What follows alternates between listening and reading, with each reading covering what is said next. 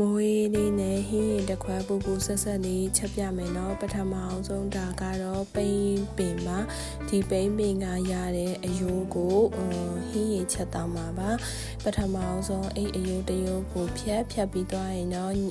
ကိုယ့်ရဲ့စိတ်တိုင်းကြပေါ့နော်ညီညာ၄ပိုင်းဆို၄ပိုင်း၅ပိုင်းဆိုရင်၅ပိုင်းညီအောင်လို့ပိုင်းပါမယ်ပြီးရင်တော့အခွန်လေးတွေခွာပါမယ်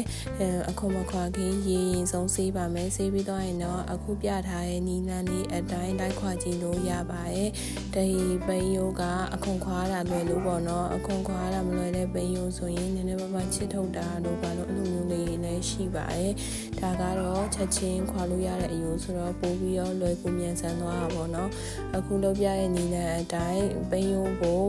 ခွာပြီးတော့လိုက်လုပ်စားကြည့်လို့ရပါတယ်ဒါကအပေါ်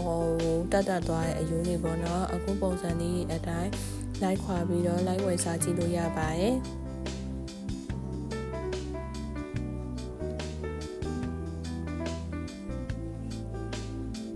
ပြီးရင်တော့ပိန်ယိုလေးတွေကိုအခွန်ခွာပြီးရတဲ့အမြတ်တန်းစင်အောင်လို့ရေနဲ့2ထပ်3ထပ်လောက်စီးပါမယ်ပြီးရင်တော့ပိန်ယိုလေးတွေကိုတလုံးစာပေါ့နော်အဲ့လိုအနေထားလေးတွေလှီးဖြတ်ပါမယ်လှီးရတာအရန်လွယ်ပါတယ်စင်းလုံးပေါ်မှာလှီးချင်လည်းရပါတယ်လက်နဲ့ပဲလှီးလည်းရပါတယ်ဒါကတော့ပဲကြဆန်ကိုရေစိမ်ထားပါပြီးရင်တော့ရေနွေးကိုပူအောင်လို့တည်ပါမယ်ပွက်လာပြီဆိုရင်တော့ပစုံရဲ့ချက်သွန်ပြူတပြားရိုက်ထားတာလေးရဲ့ဟိုထည့်ပါမယ်ပြီးရင်တော့ခုနကခွာထားရဲ့ပိန်ယိုရဲ့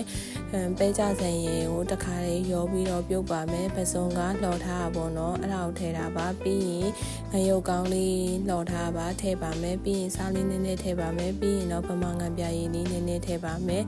အားလေးတွေကိုအပေါ်အောက်ရောသွားအောင်လို့မှွေပြီးသွားပြီးပေါ်လာပြီဆိုရင်တော့နူးသွားပြီဆိုရင်ပိန်ယိုဟင်းရည်တစ်ခွက်ရပါပြီမိုးရဒီမှာအရင်တောက်လို့ကောင်းပါရဲ့ကျေးဇူးများတင်ပါတယ်